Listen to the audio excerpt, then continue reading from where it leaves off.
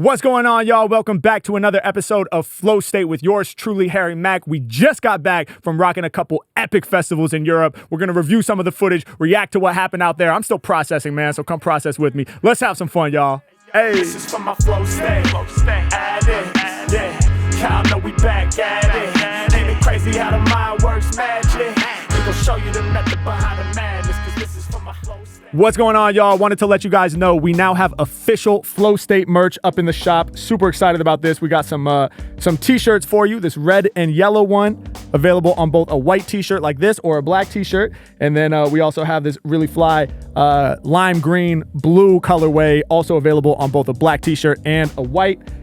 We got mugs, drink your coffee, drink your tea, whatever you drink out of mugs. There's even a notebook up there with the Flow State logo on it. You know I love journaling every morning, so wanted to share that with you all.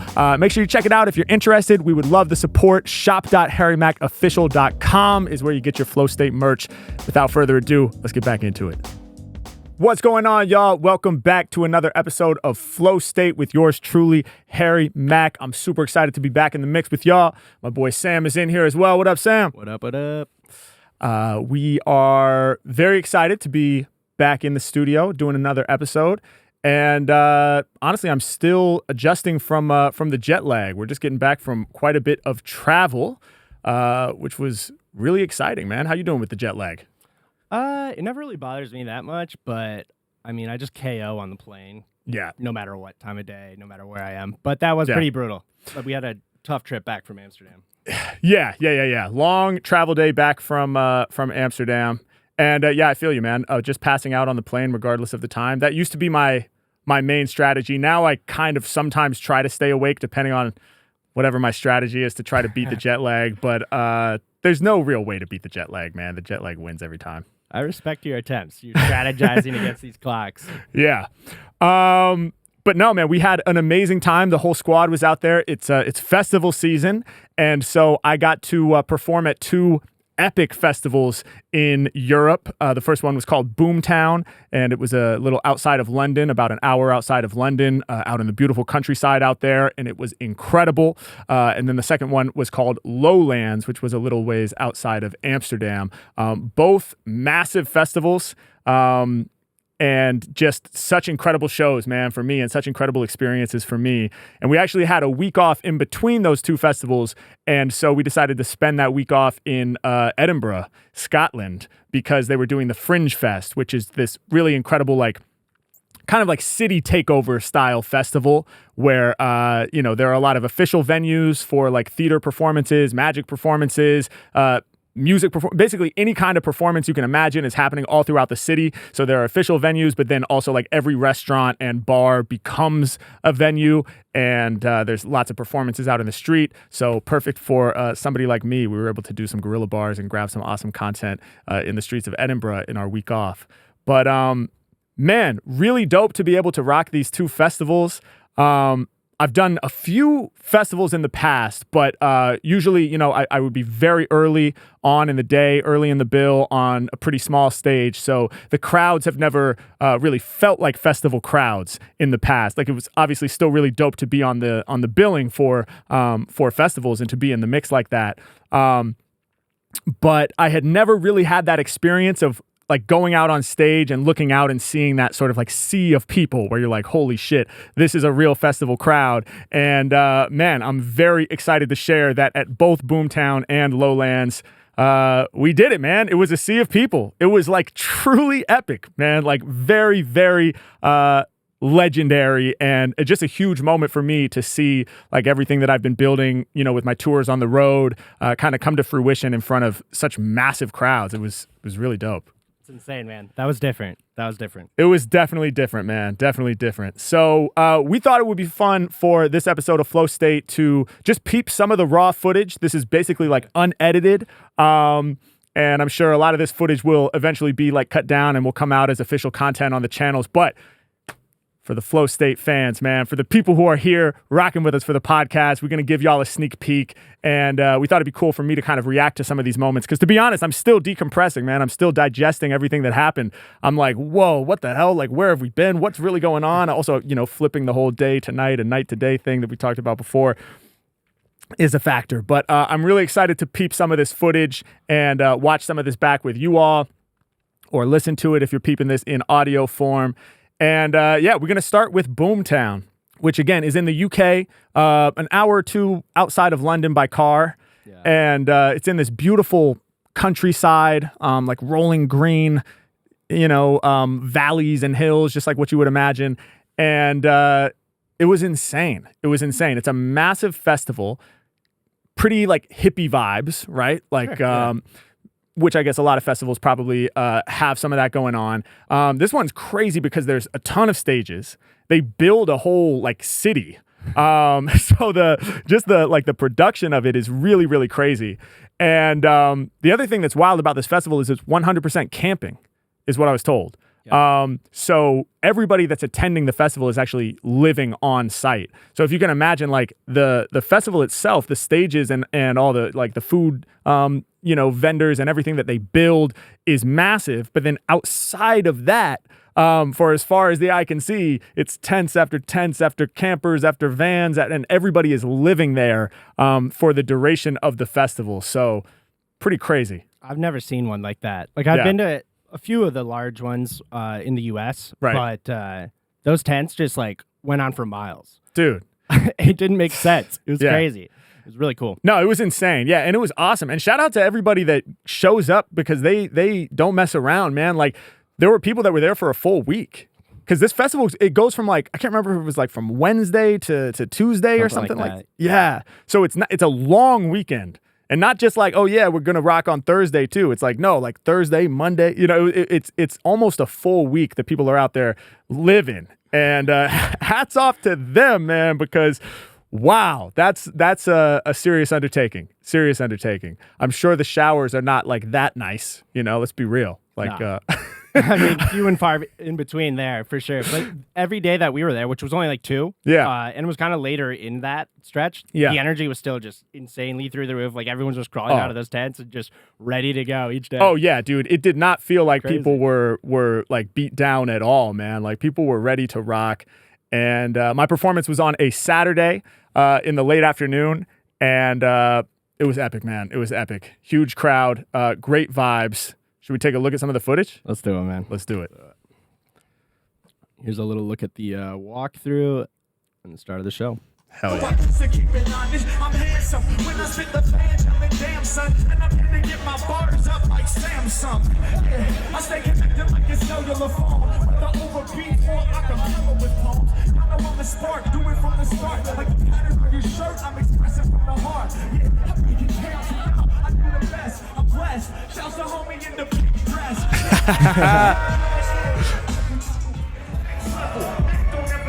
Yeah, so that walkthrough is pretty crazy. Epic, yeah, epic walkthrough. The crowd was super hype, and everyone was kind of surrounding right around me, which was wild. Also, shout out to the sign language interpreter. Yeah. There's a cat on stage that's doing sign language, interpreting my bars, so that anybody who's deaf in the audience is still able to enjoy the bars, which is really, really dope. And this cat was killing it. And then there was a woman who swapped out with him for portions of the show as well once I was on stage, who was getting really into it and really conveying with her whole body kind of like the energy of what I was spitting, which was really dope, man. Like that's amazing that people are even able to do that. So yeah, that was different. I hadn't seen that before. That's an interesting challenge, I assume, to follow your freestyles like that. Yeah, because sometimes I'm going double time and stuff like that. It blows my mind that somebody would be able to sign that. And I'm sure there are like certain parts are probably being summarized. It's like the gist of what I'm saying, right? Sure. I would imagine like, and I'm like a real kind of like head fuck for these interpreters, because it's not like you could just go like learn my catalog. Right. Like, you have to be listening to it live and then interpreting it live in the moment. But that was really fun to see how they did that. So sick. Hell yeah.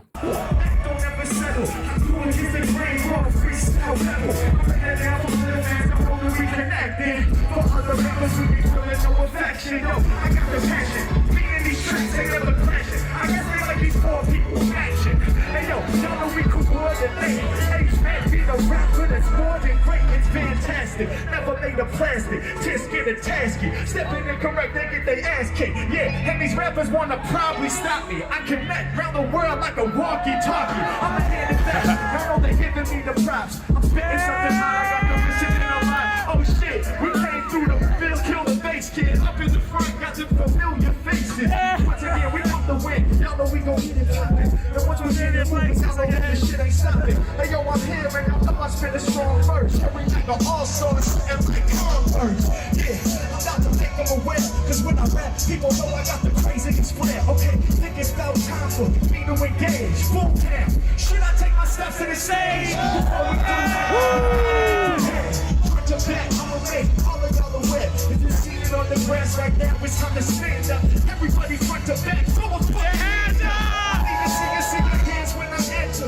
Cause this is sure to be your remember on some 3, 2, 1 and a 1. Let me step up to the stage, we gon' get this shit done. Boomtown, get the place to be.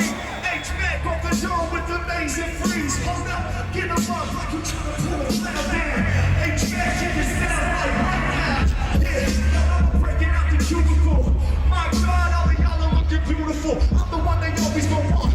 Boomtown, yo, somebody help me out with the call and response. Listen, when I say him, y'all say hi. Come on, yeah.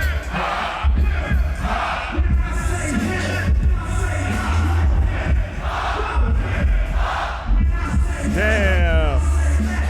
Crazy.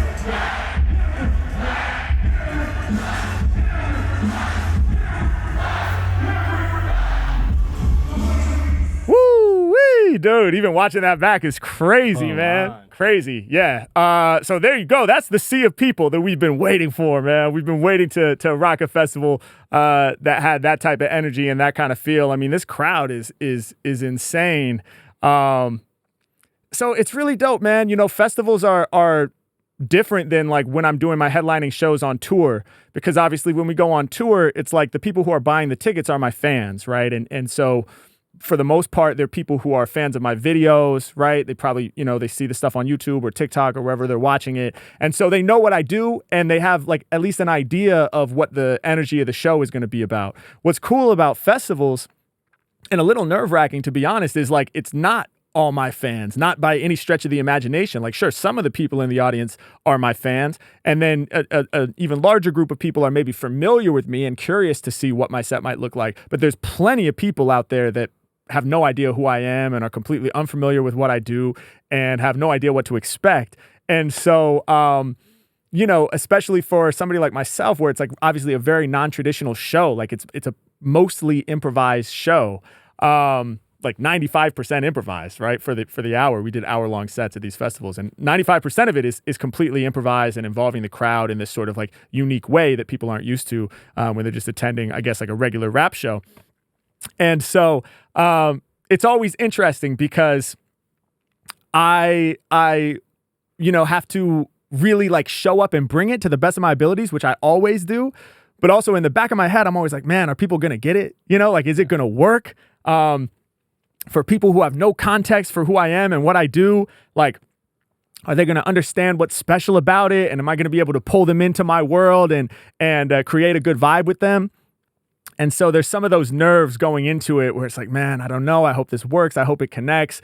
And dude, it was just awesome to see, like, to get this response and to have the audience just so hyped for the duration of the set. And yeah, man, it was just really, really validating to see, like, okay, even if it's people who are unfamiliar with me, we have this really dope show that's able to pull people in. So that was just really inspiring for me.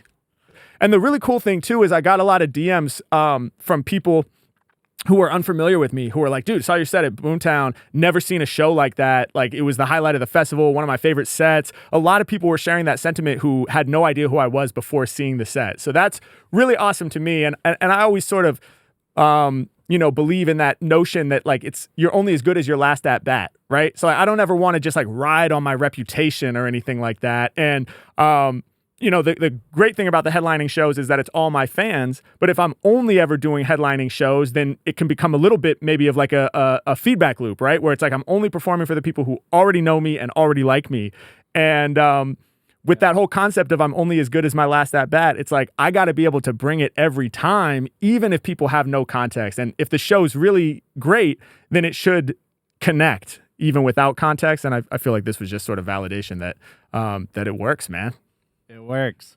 I remember like Red Rocks was one of our big kind of pivots where, does it work for this size of a, and it's just an outdoor venue we hadn't done before. And dude, every crowd has been, I mean, especially Boomtown too, like just embraced it immediately. It's so cool. It's so cool, man. Yeah, it's epic. Yeah, Red Rocks was the first big test.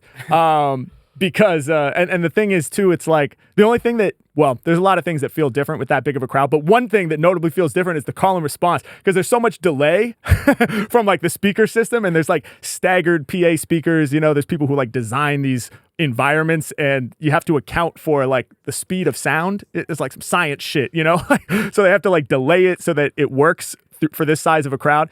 Anyway, but the call and response is kind of a wash. So it's like, when I say Harry, y'all say Mac. Harry, woo, Harry, woo. I'm like, I guess they're saying Mac. So sick. But yeah, Red Rocks was opening up for the homie Marc Rebillet. Speaking of, one of my favorite things about these festivals is that I get to connect with other musicians and people that I'm either a fan of or friends with or have collaborated with in the past. And so that night on the same stage that I was on, Marc Rebillet got to perform, and it was even more packed out than what you saw just there. In fact, much more packed out. That looked in my mind like, oh, this is about as big as it gets. No, dude, that's maybe half. I mean, it was at least double that, if not more. And dude, if anybody deserves that level of response, it's the homie Marc. Shout out to Marc Rebillet, and he was gracious enough to let me run out on stage and do this. Let's check it out.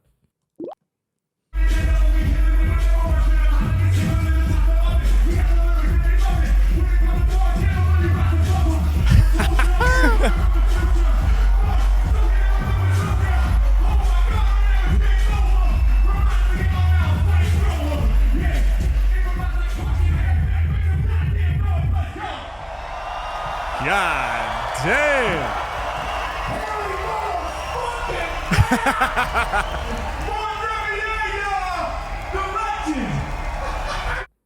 Damn, that's crazy. Yo, if you're listening to this on audio, do me a favor, just watch this part when you get home, man. When you can sit down and watch it, because if you're only hearing the audio, then you are unaware that Marc literally picked up a flamethrower in real life, and he's blasting fire from the stage. I mean, it's fucking insane, dude. This dude is a madman. The energy he brings to a stage every single time is unmatched, dude. Oh, absolutely, man. No, he's an incredible performer. His set was just amazing through and through.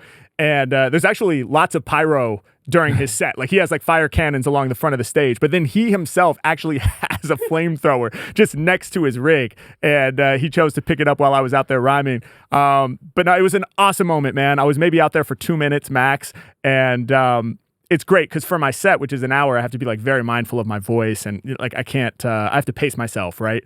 But when you just get to run out and create a moment of excitement for 2 minutes, I can really just go full force for the entire time I'm on stage. So that's what I tried to do here, and it was just awesome, dude. And much love to Marc for just even letting me do that and always being such a cool dude. And we were able to hang backstage and watch his set from the side of stage. So it was fire.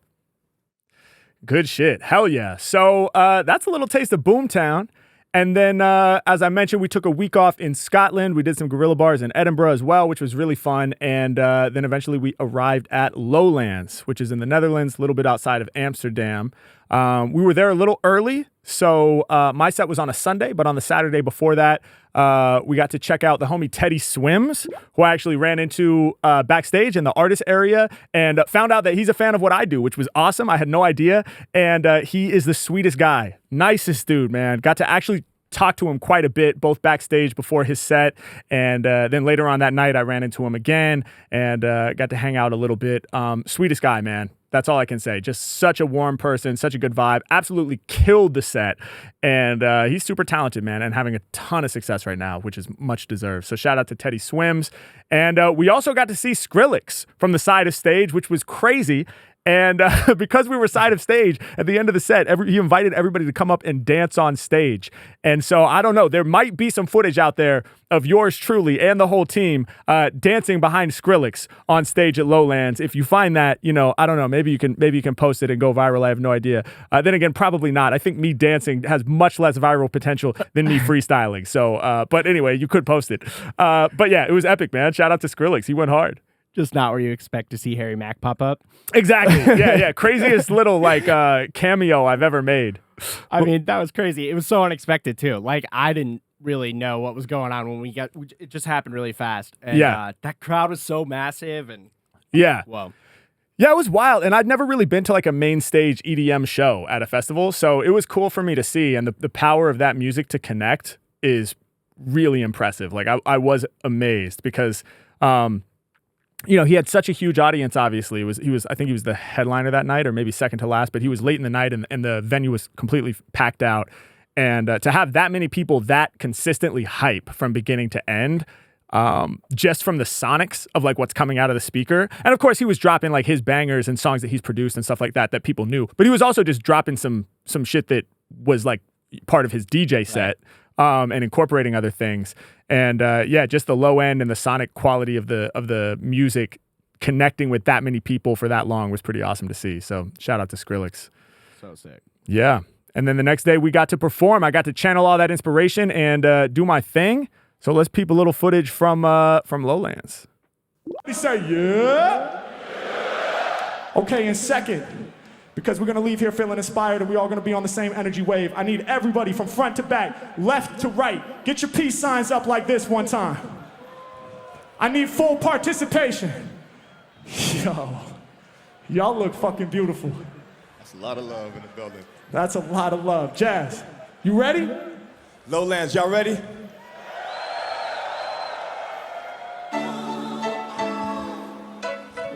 Lowlands, if y'all enjoyed yourselves tonight, make some noise.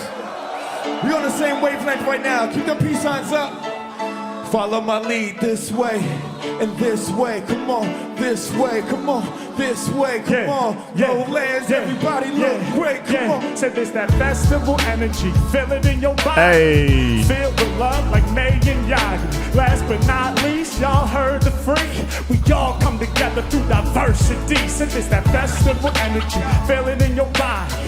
Feel the love like May and Yachty. Yeah. And y'all know we love certainly. We all come together, feel that diversity. Yo, listen, epic. Yeah, the camera work, the crowd participation. I just thought that was a really cool moment. Yeah, that's fired. Yeah, and it's crazy too, because you can't even, oh, there you go. That's kind of kind of the view from the stage of the entire audience. But yeah, this felt like the biggest show that I've ever done. And I think it might have actually been because there were basically within the tent where I was performing, there were 9,000 people, and then it spilled out beyond that. So it might have been like 10 or 11,000 people in total spilling out from the back and the sides. And dude, it's hard to explain like how just like it was just incredible to do this show, man. Like it really, I can't explain it because the crowd was so locked in the entire time. So it was like performing for 10,000 people where they're all just like right there with me the entire time. And like, it was emotional, man, for sure. And it felt like just such a great set to all of us as well. Like for me and Jazz and the whole team afterwards, I remember reflecting and saying like, yo, that was such a strong performance. But honestly, I just got to give it up to the people at Lowlands, man. It was really the audience and the energy that they were bringing that was just so unmatched, man. It was really humbling and just really incredible to be able to do that. And it's funny too, because like leading up to the set, the tent was completely empty. And I remember in my head being like, oh, damn, I guess this is going to be a smaller one. You know, granted, it was like an hour before when our set was supposed to start. And so people are paying attention to the schedule and they only move over to that stage when it's time for the set to begin. But in my head, I was like, oh, okay, like, yeah, but, you know, Boomtown was huge. This one, I guess, you know, it's probably going to be a little more low key. That's all right. That's good, man. That's good. You know, we're building it up. Still going to give everything I have like I do every time and make the most of it. And then in the end, man, I mean, that place was completely packed out. People started showing up maybe just like 10 minutes before the set started. And by the time I started rapping, it was packed out. By the time we were halfway through the set, it was like spilling and overflowing out of the venue. And so, yeah, dude, just shout out to everybody that came through and rocked with me at Lowlands. Man, you guys filled my heart up for real. Biggest show I've ever done, and just an incredible time. Yeah, that was crazy. Those peace signs, you could see them out in the sunlight, like at the back of the tent. Yeah. So sick, dude. Epic. Hell yeah. The other thing that was dope about Lowlands, too, incredible lineup through and through. The next day, I actually got to see from the side of stage my favorite MC of all time, the legend, Nas. So it was absolutely insane, man. Nas really threw down. The set list was crazy. And it was just dope to see the GOAT like performing in front of such a huge audience all the way out in the Netherlands. I mean, obviously he's going to draw all those people because he's Nas. But yeah, I'd seen him a handful of times live before this. And I would say, honestly, this is the best I've ever heard him sound live. Like he fucking crushed. And, you know, like his songs are densely packed with lyrics. He's like a true school lyricist. So there's not a lot of gaps to like catch your breath and all that. And he was like filling it all in, man, and sounded super strong the whole set and was just connecting with it. Look at this. This is insane. Just a massive sea of people, and really just crushing it. And I mean, he has so many huge songs, obviously, that have connected with the whole world. And the set list, he was mostly playing like, you know, his classics and his hits through the ages. But it was just incredible to be able to see him so up close from the side of stage.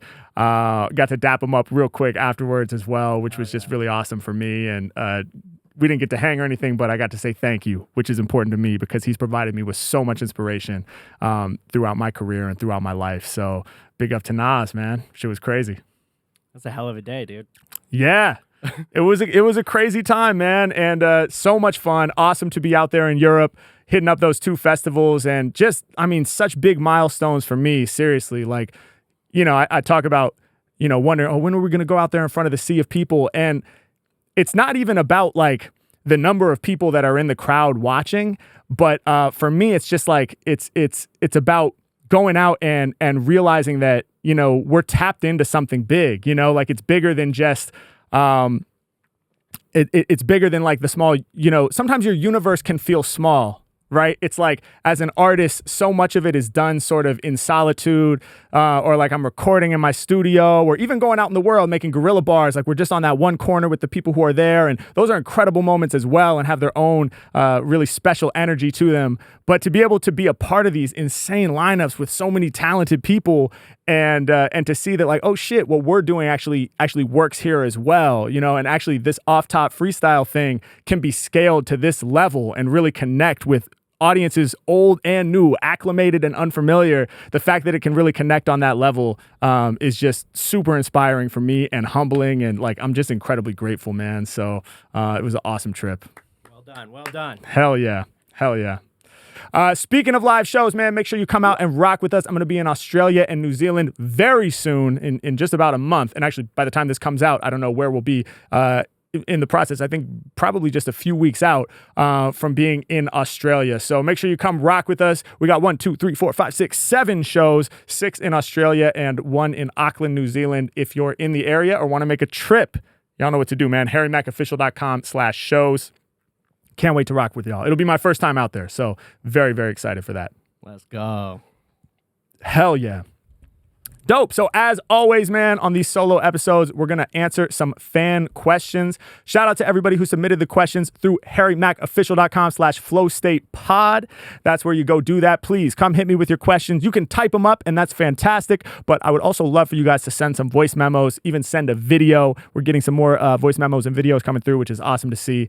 But yeah, man, hit us with your questions. We're going to answer some right now. This one comes from Callum B.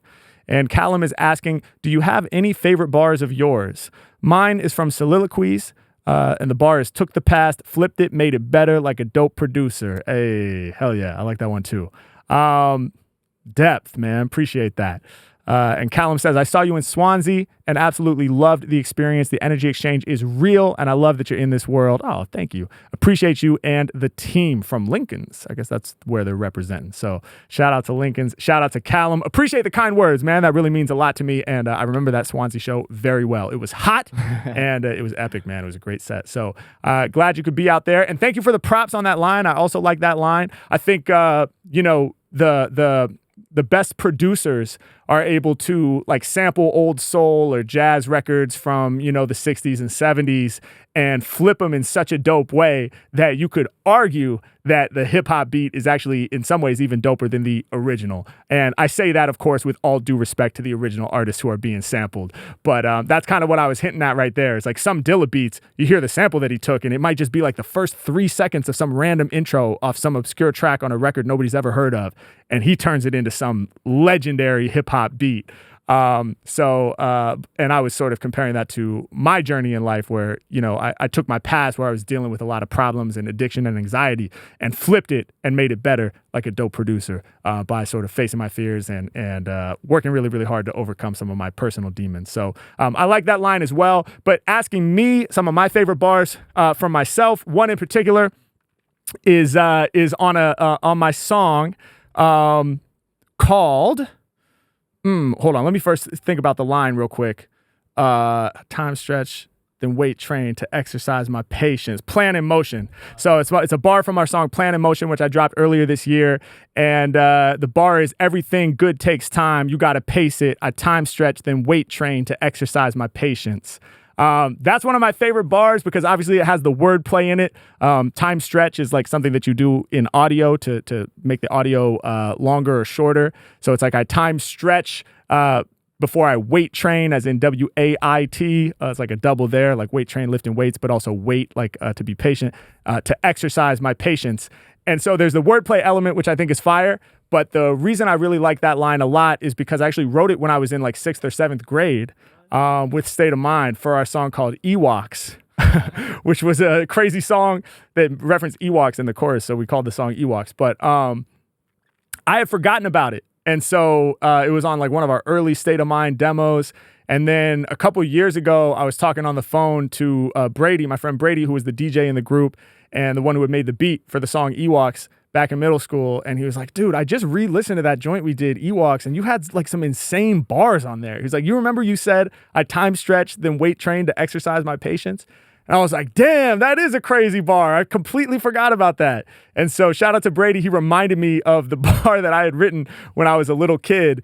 And I was like, you know what? I got to flip that. And I'm going to use that now because nobody heard it, So, and now I have an actual audience. So I'll put that bar on that record. So that's my favorite bar because the wordplay's dope, but it also has a special meaning to me because it's something that it's a sort of a link to my past.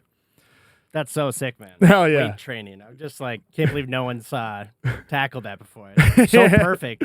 Hell yeah. Yeah. Dude, I can't believe I came up with that when I was a kid, too. I wonder how many other dope bars are lost in the ether, man. So I got to dig back through the old demos. But great question, Callum. Appreciate that. Let's see what we got next. This one comes from Jake L.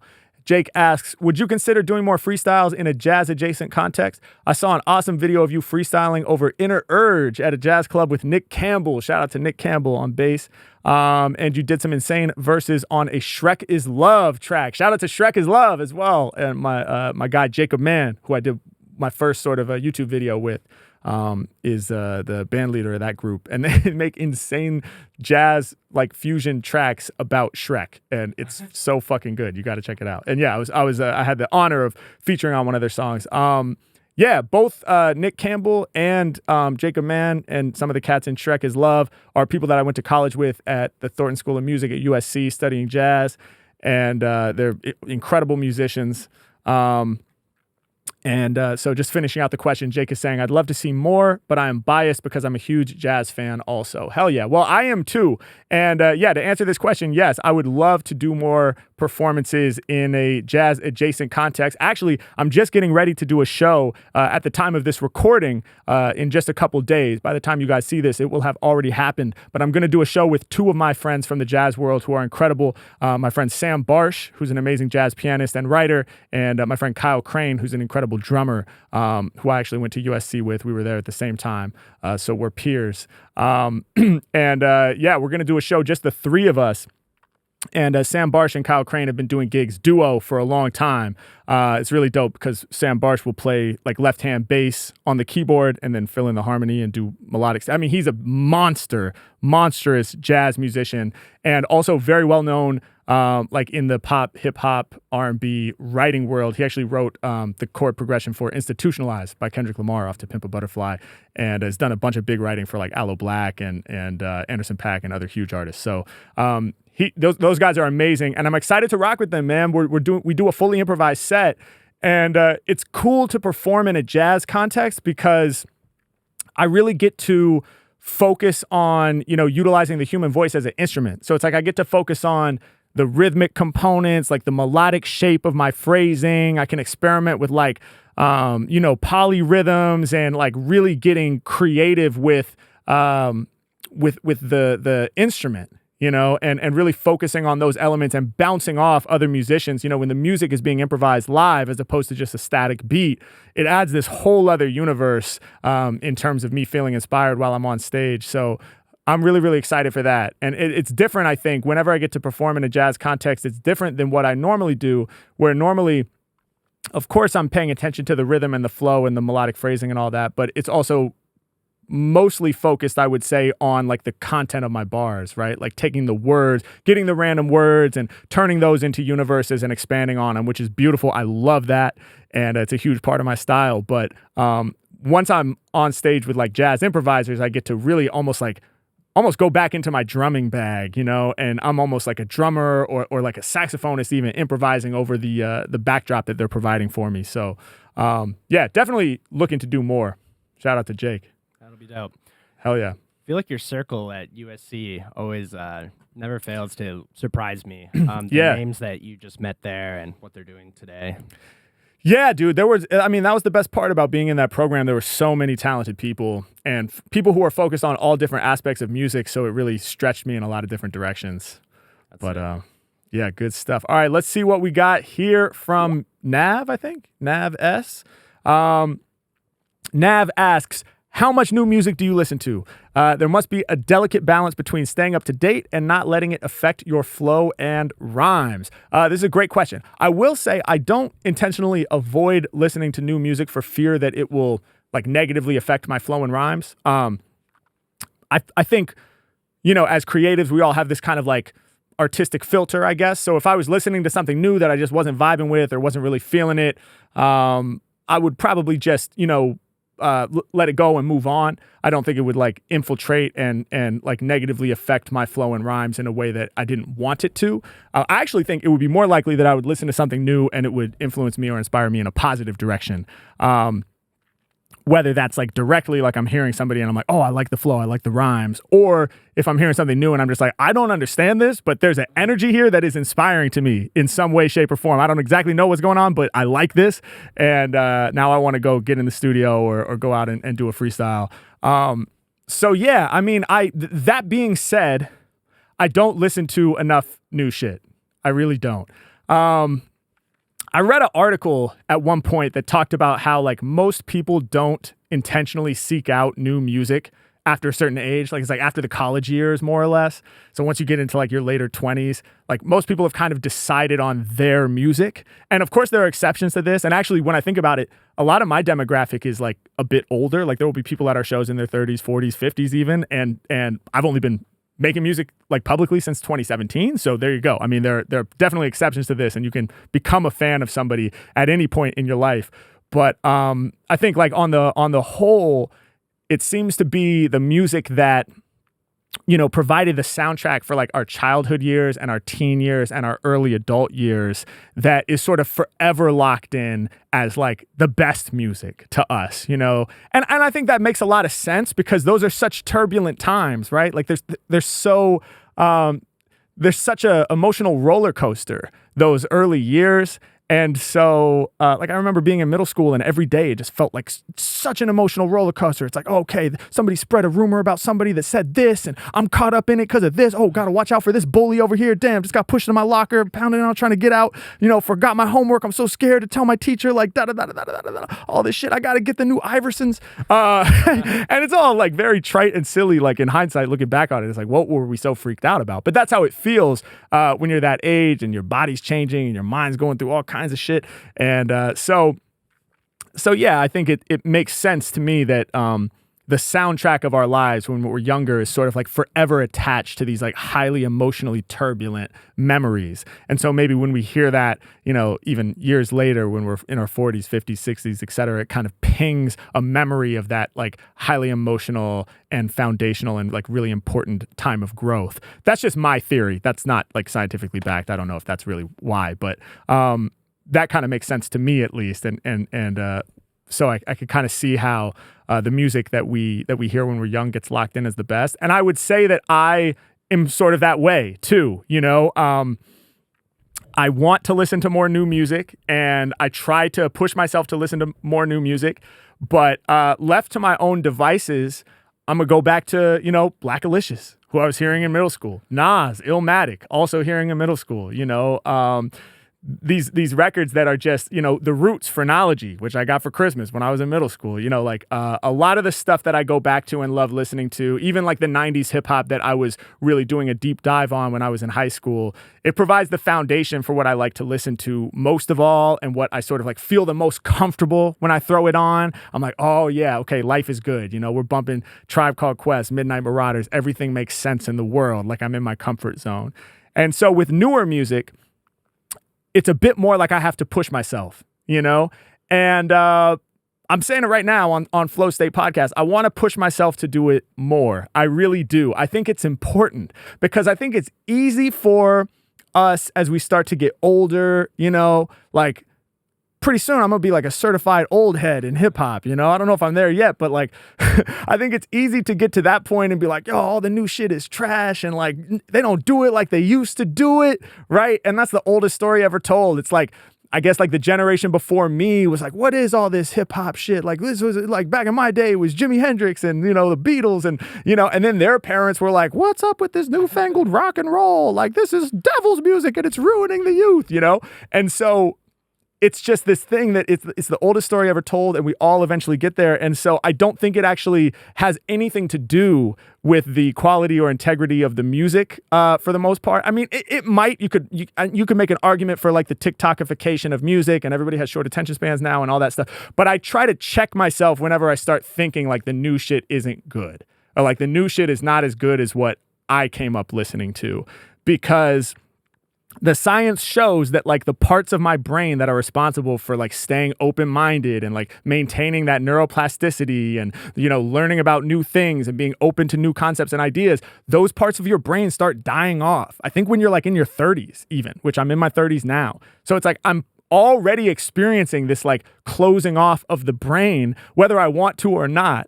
And so I think it's important that I do everything I can to kind of like push back against that and be like, nah, let me check out some of this new shit, even if I don't necessarily understand it right away.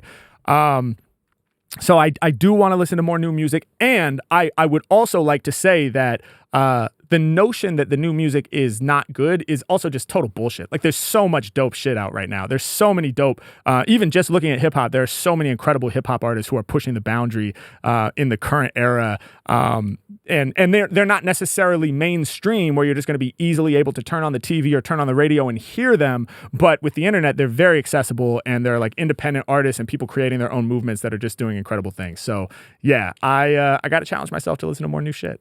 I mean, the non-mainstream, a little harder to find aspect was something that you used to, take pride in almost. Mm-hmm. And that's kind of like what I've slowly seen fade away from mine. It's like I used to like always hunt out these new artists and now it kind of has to find me a little more often. Exactly. Yeah, we were elitists about the underground shit that we liked. I was just walking around the middle school like, you guys don't know what the fuck is up with real music. Like, oh, Jay-Z? Nah, that's weak. Listen to this A$AP Rock. So yeah, it's kind of funny, but now I love Jay-Z, but yeah, great question. Love this. All right, let's see what else we got here. Alexander K. I'm sure you're familiar with the fact that your vocal cords are basically a musical instrument. Yes, and good callback too to the jazz conversation.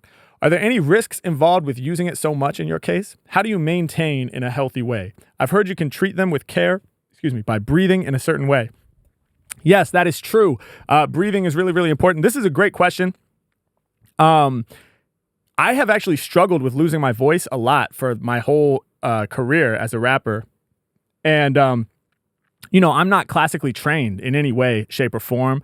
I'm not a singer. So I'm an MC, and I just started rapping when I was in 6th grade, and no one ever talked to me about like the safe way to use your voice so that you can keep it healthy for the long term. When you're a kid and you want to make hip hop records, you're just like, what? Fuck that! Plug the mic in, let's go. I've just been yelling on microphones since I was a kid. And I think it was like in high school when we started doing bigger shows in actual venues with larger audiences. And that's when I first started to, I would lose my voice towards the end of the set and get to where I like really could barely make it through the set. And even through college and beyond, it was kind of like my Achilles heel, and it was very concerning for a long time. I was scared that it was going to prevent me from doing what I loved long term, because it was really happening every time I was losing my voice. And really it just came down to me not having any knowledge around how to take care of the instrument. And I had one vocal lesson with a friend of a friend who's a singer who gave me a basic foundation.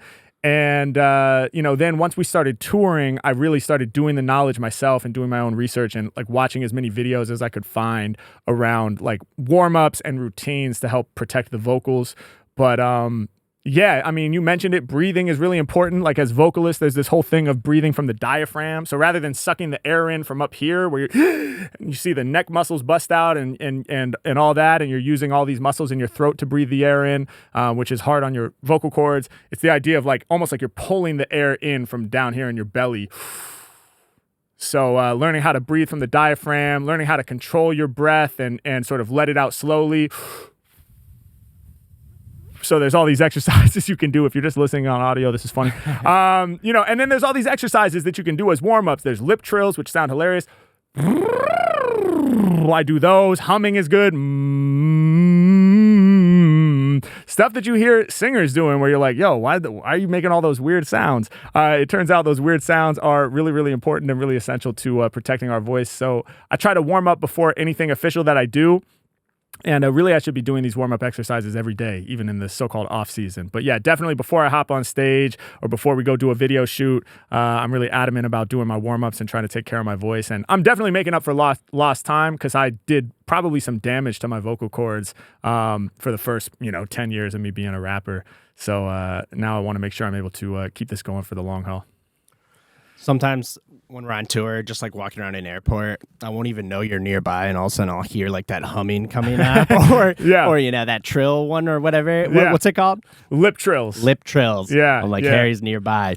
Yeah, you can hear me coming, dude. Yeah, and it's funny too, because in the beginning I was like self-conscious about doing that stuff around people, and I was like, I don't know, let me get my own space, like, everybody get clear out of the green room. Now I just have no qualms, dude. In the middle of the street, anywhere, airports, like I don't give a fuck, dude. I'll just be busting into these scales and arpeggios and like sounding super goofy to everybody around me. But it's really been a game changer for me, man, and it's allowed me to get through these longer sets. And it's the worst to lose your instrument while you're performing. Like, it's really terrible. Like to all of a sudden, if you're playing violin on stage, if you play with poor technique or play too hard, it's not like poof, the violin disappears. But as a vocalist, that can actually happen. And so it's kind of terrifying. So you only need to have a few really scary experiences with it in front of a lot of people, where then you're like, okay, let me figure this out for real. I'm not sure which shows specifically. I could track it down, but dude, some of the times where I've been most impressed with some of your just stamina and just commitment to the performance is when you had to fight through one of those. Yeah. Whether it was from like the night before, and then, we got sick on a plane or something. Yeah. And then you go out there on stage and, you push through, and the crowd, for the most part is unfazed by that. It's been some of the most impressive stuff I've seen from you on stage. Oh, appreciate it, man. Thank you. Yeah. I mean, when there's a will, there's a way. Like, I always find a way to get through the set, but, And yeah, in the last couple of years, it's been a lot better. Which feels really, really good. But yeah, no matter how diligent you are with your warm-ups and, you know, no matter how much you try to be mindful of like not over projecting and breathing from the diaphragm, if you're a professional vocalist, like there are going to be times where you don't have the full instrument available to you. You know, you're going to have allergies, you're going to have a cold, you're going to have something that comes up, you're going to be overworked. And so, even the elite professionals in the industry, even Adele, you know, deals with this shit. So, yeah. Kind of cracked me up. You're like, I took one vocal lesson, thought I was good. Yeah, exactly. Yeah. No, always more to learn with regard to the instrument. This is a great question. I think we have we got an actual audio submission this week, right? For sure. Yeah, we got a few audio submissions. We got a few video submissions, so we'll start adding those in. That's fire. I love the text, obviously, but if we can hear your voice, that's even better. If we can see your face, incredible. But yeah, we have a voice memo submitted from, is it Rosalie? That's where I would go with it, yeah. Rosalie, and maybe she'll tell us here in this audio. Let's hear it. Harry Mack, I love you. You are so brilliant and so inspiring and so positive. Wow. Thank you. And you are making this world a better place. Aww. And I just became one of your Patreon fans. And I'm so excited to connect with you and your community. And I do have one question. My question is, why do you think so many people choose the word pineapple? Is there like some deep spiritual connection to pineapples that I'm not aware of? I mean, I think they're cool. They give me canker sores, so I don't eat them much. But like, what is it with pineapples? Out of every single word in human existence, why pineapple? Right. Wow. Well, first of all, thank you so much for those incredibly kind words. That really warmed my heart. I'm happy to have you as a fan. Thank you for supporting on the Patreon and all of that. That's really dope. This is a great question. Why pineapple? I have no idea. I love pineapples. I'm sorry that they give you canker sores. They're one of my favorite fruits. They're delicious. Yeah, I don't know why pineapple is such a common suggestion. Now, you know, often I say no food or no animals. Which is something I actually heard from Chris Turner, by the way, who's another really, really talented freestyler, a comedian who does freestyling as part of his set. And I noticed that he would prompt people and say no food or no animals because those are the most common suggestions. So shout out to Chris Turner. But yeah, I guess now pineapple is kind of ruled out because it's a food. I don't know. And I think what's even more fascinating to me is that there's actually quite a small set of words, it would seem, that most people go to when randomly prompted for a so-called random word. Like, and I have tons of data on this, obviously, more than most people, because all I do is go around and say, hey, can you give me a word? Give me a random word. Give me a challenging, inspiring word, you know? And like the number of words that come up time and time again, it's not just pineapple. I mean, many of you know this if you're fans of my videos because you've seen firsthand onomatopoeia. So frequently requested. Serendipity or serendipitous, either one, incredibly common. Like dinosaurs, pizza, cheese. Again, a lot of these are ruled out because they're either a food or an animal. But it's really fascinating, man. Like why there's just a handful of words, it would seem, that most people go to when prompted for a random word out of all the options. And yeah, I really couldn't tell you why that's the case, but somebody should write like a dissertation on that. And I can provide the data. I just can't do the analysis. But it is fascinating. Shout out to Rosalie. Thank you so much for that question. And shout out to all the fans, man. Thank you for submitting. Again, if you want to submit your questions, harrymackofficial.com/flowstatepod is where you do it. You could type it up. That's fantastic. Or even better, record a voice memo, do a video. We want to connect with y'all on a deeper level. And speaking of that, right now, as we always do, we're actually going to take a look and listen to a freestyle that is submitted by a community member here, Siobhan F. Shout out to Siobhan F. We're going to check out the freestyle from Siobhan, and I'll give some feedback. Let's check it. Hey! Just the 1, 2 on the flow. Here we go. Yeah. I was in my bro's Cadillac we were listening to a rapper named Mack. I was like, yo, he actually raps, he snaps. Yeah, he's all over the map. I love it when he spits no written. Yeah, making dough, Homer Simpson. Yeah, he always wins. Yeah, he throws all them whack rappers up inside the garbage bin. Chilling back, I'm lighting up a nug. Well, my throat's dry, I need a water jug. I got lyrics, I got a bunch. I eat the beat up like Captain Crunch. Take a look at my swag. Man, I got so much up in it in my book bag. Man, I'm about to go and rap slay. I'm up inside the studio, call that a play day. Man, I make my bars land. Back in the day, I had long dreads like Tarzan. Hey, damn, okay, hell yeah. Wow, that was dope. That was dope. Shout out to Siobhan. Hope I'm saying your name right. That was fire. Really dope submission, man. First and foremost, great energy right from the rip. Just like the beat dropped. First utterance from you was something like, yeah, or yo. I can't remember exactly. What do you... Hey.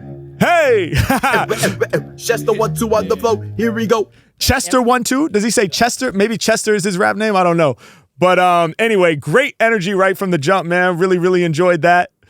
And yeah, man, that was dope.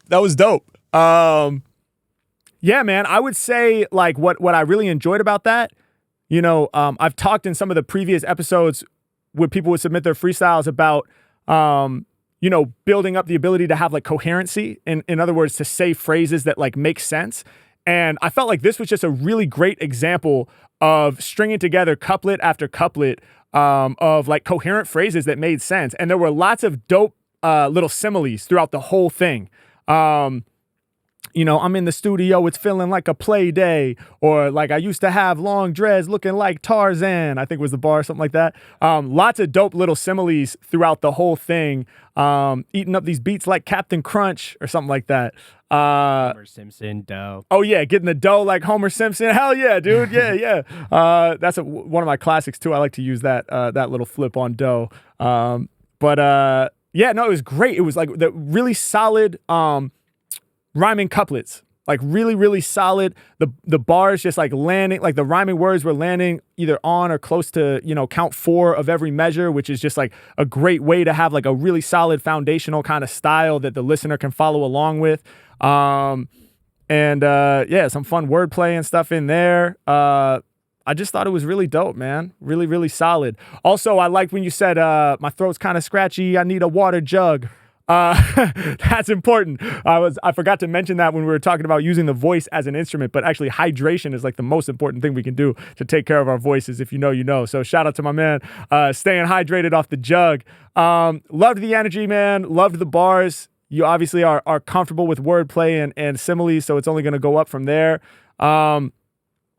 I mean, I'm trying to think of what I could say that would be constructive. Like, I honestly just feel like, you know, you're already on the right track. You already have a good understanding of how to put couplets together and how to do like similes. And so I think really just like more practice, you know, continuing on the path that you're on already is going to get you there.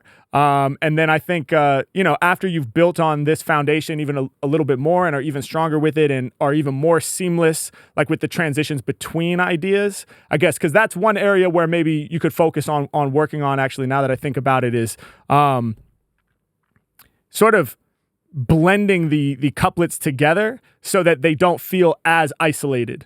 So it's funny because on the one hand, what I love about what you're doing is that you have these really solid, really strong rhyming couplets, right? I don't remember the exact lyrics, so I'm just going to make it up. But like, you know, other MCs, I think they got a hunch. I'm eating up these beats, something like a Captain Crunch. It's the 2 lines that rhyme at the end is very solid. It did feel a little bit like sometimes going from one to the next, it was like there's a pause in between. And like I noticed the reset. So it was like, here's 2 lines that rhyme. And then here's the next 2 lines that rhyme. And again, just being able to do that is impressive, and that's foundational to the skill. So on the one hand, I love that it was so structured. On the other hand, I think, you know, you could work towards over time as you get more comfortable, like blending the edges a little bit. So like if we were going from the Captain Crunch to the jug, I'm just making it up, but Rappers trying to scope me, they think they got a hunch. I'm eating up these beats, kinda like the Captain Crunch. While I open my chest, show my heart for the love. Voice is feeling dry, so I gotta grab the jug. And y'all know we winning, and the crowd's never thinning. I'm getting dough like Homer Simpson. So it's this, what I'm trying to do in that demonstration is make it so that over the bar line, you know, at the end of each couplet, it's like I'm going right into the next phrase, kind of, and making it a little less obvious where like one couplet ends and the next one begins. So that would be my constructive criticism is just to work on that. But like I said, man, you got a really solid foundation. You're already doing it, and I guess my question for you too, if you're watching this and if you comment on the video, if you would be so kind, because I assume you're freestyling off the top of the dome. So that's the first thing is confirm that, and then second, where are these like ideas coming from? Like, are these just sort of like ideas that are in your bag? Like, is Captain Crunch something you often reference? Is Homer Simpson something you often reference? Are these written on cards that you're flipping through that we can't see? Are you pulling these up on a screen somewhere? Or is this just kind of like a free flow? Because, I find that when I'm just free flowing without like a random word generator or somebody throwing me words, sometimes the challenge is for me to pull in like tangible things like Captain Crunch or Homer Simpson and, or Tarzan, and you were just going from one to the next to the next to the next. So I would love to hear from you where those ideas come from, if those are just in your bag or if you're looking somewhere to get a visual cue for those subjects. But great submission. Appreciate that. Thank you so much. And we want to hear more freestyles from y'all. So you know what to do, man. HarryMackOfficial.com/FlowStatePod. If you're a freestyler at any level, send your submission in. And I would love to watch and give some feedback, man. That's really, really dope. The community expands. Woo! Well, y'all know what it is, man. It's about that time. We're going to close this thing out the way we always do, off the top of the dome. And also for this episode, I'd like to give a shout out to the producer, Bizzle. Shout out to Bizzle Beats. Bizzle was actually on the happy hour, the Patreon happy hour stream not too long ago, and it was great to see him again. But before that, he actually won one of the beat competitions that we did on Twitch way back in the day. So Bizzle is a super talented producer based somewhere out in Europe. I'm forgetting right now where, but we got a couple beats from Bizzle pulled up, so we're going to have some fun with these, and we're going to close this thing out. Should we do it? Oh, hell yeah. All right, y'all. Yeah. Okay. Yeah. Good for your health like vegetables. Last week we was rocking at them festivals. Never faking, I'm creating with the true sound. Hopped out in front of sea of people up at Boomtown. The town was booming, the flow is all consuming. Hey yo, the game is what they need to make some room in. Cause Mack is coming. The fans is who I talk to. Felt the energy from the beginning of the walkthrough. Hopped on the stage, told the people to stand up. Running raps from front to back, you better throw them hands up.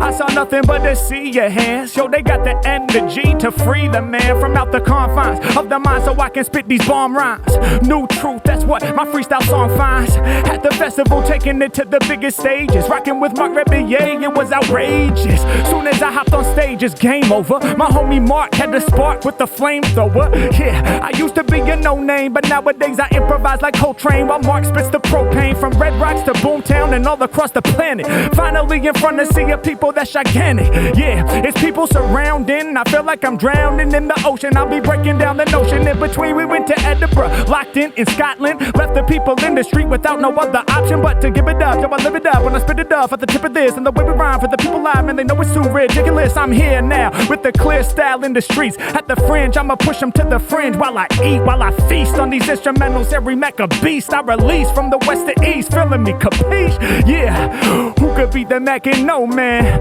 Then we took a trip out to Lowlands. Yo, I slammed the jam, I am the man. I rock for the people outside of Amsterdam, in the Netherlands, with these clever rhymes that I'm bending, transcending, spitting out a lot of venom. Nah, better yet, I was spitting out the remedies for all the people in the audience, lifting the energy, 10,000 strong at least. Biggest show I ever rocked, so I had to prove that I'm a rap beast. But on the real, hey yo, it filled my heart with LOVE. I mean to hop on stage, y'all know it ain't easy, but y'all got me past my nerves. Wondering if this is something I truly deserve. As of now, I'm about to keep on building with these words, cause y'all got me feeling humbled, and I know the fans got my back anytime I stumble. Yeah, hop the flight, 22-hour travel day. Now I'm back in Los Angeles, so what can I say?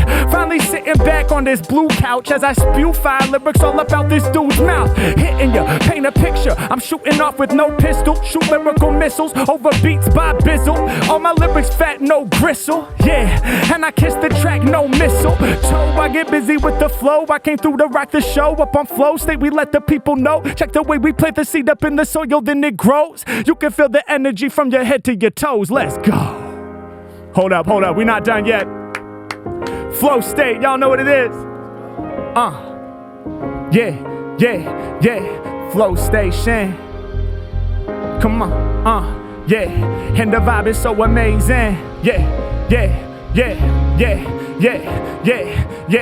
Check it out, they know I'm about to blast. Hopping on stage, improvising like jazz.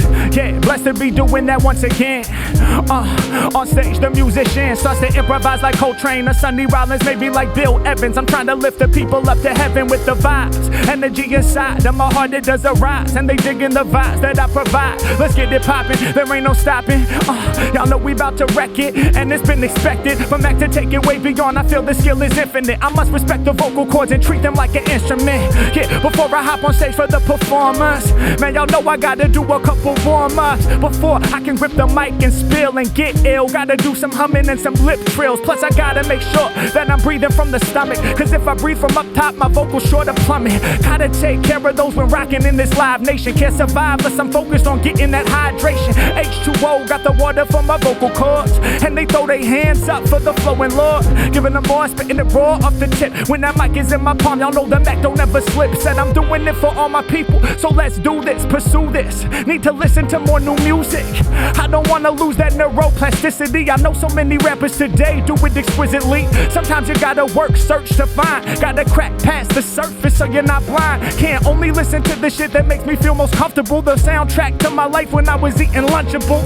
I mean, it's understandable, I'll show ya. Cause in those early years, life's an emotional roller coaster. And yo, those emotions, they get embedded. So the music that we hear back then, y'all know we set it in stone. And it puts me right up in the zone. Shouts to Tribe, shout to Nas, man, I can't leave it alone. Speaking to Nas, got to see him from the side stage. The way he rocked the mic had my mind in a rage. Set list was ill, New York state of mind and get down. Nas is like he flips clowns with the rawness. Checking out the legends for the inspo. When they become a deliverance right over the mental, I've been told. But there's new artists to be working hardest. Y'all know I gotta feel the hunger, dog, I'm starving. For new inspiration, I'ma keep on searching. Flow State Pod, and y'all know we stay working. Let's get it. Shouts to all the new freestylers on the scene, coming up with schemes that are clean. Mastering the couplets, mastering foundation. If you keep on putting that work, you'll be amazing in no time. So open up and let the flow shine. Go ahead and get it, homie, stay on your grind. Yeah, and we about to drop the data. If they say pineapple, no, I'm not a hater. If they say onomatopoeia, serendipitous, I grab the word and flip the shit. Y'all know that I can get with this, equipped with this skill to spit something ill. Off of the dome, we gon' let the rhyme spill. Flow State, y'all know we gon' rock on the pod. Do it different from the rest, they used to find it odd. Now they fully understand, thanks for giving it a listen. Off at the top, my rhymes, they stay lifting. Higher and higher, delivering the fire. The flow that they admire, hold down the empire. Hot, crush it when I got that mic up in the stand. Flow State Podcast, much love to the fans. Wow. Damn. Let's go. Peace.